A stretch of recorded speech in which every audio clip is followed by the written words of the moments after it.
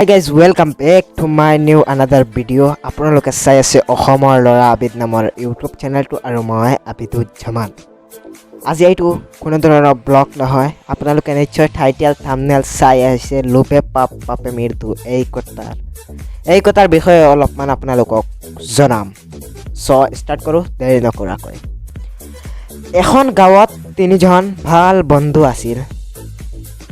তিনিওজনে এদিনাখন ফুৰিবলৈ গৈ থাকোঁতে ৰাস্তাত 4টা হীৰা পালে।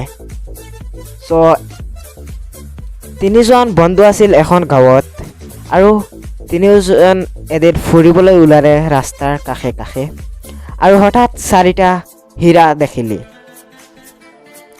হীৰাবিলাক লৈ তিনিওজনে এডাল গছৰ তলত বহিল। হীৰা 4টা পাই তিনিওজন এটা গছৰ তলত বহিল। সিহঁতৰ মাজৰ পৰা এজনে ক'লে, হীৰাবিলাক ভগাই লওঁ। সিহঁতৰ মাজৰ পৰা আন এজনে ক'লে, ভোক লাগিছে, আগতে কিছু খাই লওঁ, পিছে ভগাই ল'ম। মানে তিনিজন মানুহ 4টা হীৰা ভগাও। এজনে ক'লে ভগাই লওঁ হীৰাবিলাক, আন এজনে ক'লে ভোক লাগিছে, আগতে কিছু খাই লওঁ, পিছে ভগাই ল'ম। বাকী দুইজনে ক'লে, তুমি গৈ ক'ৰবাৰ পৰা ৰুটি লৈ আহা। মানে তিনিজন আছিল তো, দুইজনে ক'লে, এজনে ক'লে হীৰা বগাই ল'ব আৰু আন এজনে ক'লে আগতে কিছু খাই লওঁ, আৰু এজন বাকী থাকিল একো কোৱা নাই। সিজনক ক'লে, যি দুয়োজনে কৈছিল সেই দুয়োজনে ক'লে, তুমি কিবা লৈ আহা, আমি ৰুটি লৈ আহা হোটেলৰ পৰা, আমি খাম। বাকী যিজন বাকী আছিল তেওঁ ৰুটি আনিবলৈ যোৱাৰ পিছত বাকী দুয়োজনে বুদ্ধি কৰিলে যে থাক, মাৰি পেলালে হীৰা আমি দুয়োজনে বগাই ল'ম। মানে 4টা হীৰা আছে, যদি যিজন ৰুটি আনাত গৈছে সেইজনক যদি মাৰি পেলোৱা হয় তেনেহ'লে সেই দুয়োজন বাকী আছিল বন্ধু, সেই দুয়োজনে বগাই ল'ব আৰু দুটা ভাগত পাব, কি বেছি হৈ যাব।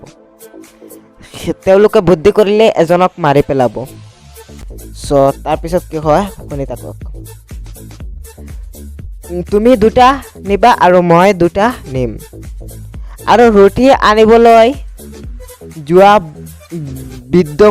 বুদ্ধি কৰিলে, ৰুটি আনিবলৈ যিজন গৈছিল সিজনে বুদ্ধি কৰিলে যে ৰুটিত বিষ মিলাই সিহঁত দুয়োজনক মাৰিব পাৰিলে 4টা হীৰা মই পাই যাম, মই মালিক হৈ যাম।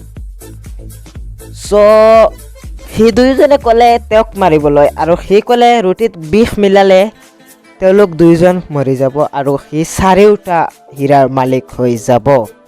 গতিকে সি ৰুটিত বিষ মিলাই লৈ আহিল। অহাৰ লগে লগে দুয়োজনে মিলি তাক হত্যা কৰি পেলালে। অলৰেডি অহাৰ পিছত ৰুটি ৰাখি তাক হত্যা কৰি পেলালে। দুয়োজনৰ পৰা এজনে ক'লে, আগতে ৰুটি অলপ খাই লওঁ, পিছত ভাগ কৰিম। সেইজনে ৰুটি আনি ৰখাৰ পিছত ৰুটিৰ পেকটো টাকি গ'ল আৰু প্ৰথমতে তাক মাৰি পেলোৱা হ'ল। যিজনে বিষ মিলাই ৰুটি লৈ আহিছে তেওঁ মৰি গ'ল। আপোনালোকে নিশ্চয় গম পাইছে এতিয়া, সি মৰি গৈছে। আৰু সেই দুয়োজনৰ পৰা এজনে ক'লে, মই অলপ আগতে খাই লওঁ, তাৰপিছত ভগাই ল'ম। ভাগ কৰাৰ আগতে তেওঁ দুয়োজনে দ্বিতীয়জনে ৰুটি খাবৰ বাবে বহি পৰিল। ৰুটি খাই দুয়োজন তিতাতে মৰি পৰিল। দুয়োজনে ৰুটি খোৱা ষ্টাৰ্ট কৰিল আৰু দুয়োজন মৰি গ'ল। সেয়েহে কোৱা হয় লোভে পাপ পাপে মৃত্যু। আপোনালোকে নিশ্চয় গম পাইছে। গতিকে আপোনালোকে লোভ নকৰিব, লোভে পাপ পাপে মৃত্যু। এই কথা আজি নহয়, আজিৰ পৰা 200-300 বছৰ আগত সেই কথা কোৱা হৈছিল, আৰু সেই কথা এতিয়ালৈকে আপোনালোকে বিশ্বাস কৰক। সেই এটা উদাহৰণ দিলোঁ, আপোনালোকৰ কাৰণে পাইছে নিশ্চয়। আজিৰ ভিডিঅ'টো ভাল লাগিলে এটা লাইক কৰিব, যদি নতুন হয় চেনেলটো ছাবস্ক্ৰাইব কৰিব। এনেধৰণৰ ভিডিঅ' লাগিলে কমেণ্ট কৰি জনাব, আৰু কি খবৰ পাতি আপোনালোকৰ কমেণ্ট কৰি জনাব। ধন্যবাদ। জয় আই অসম।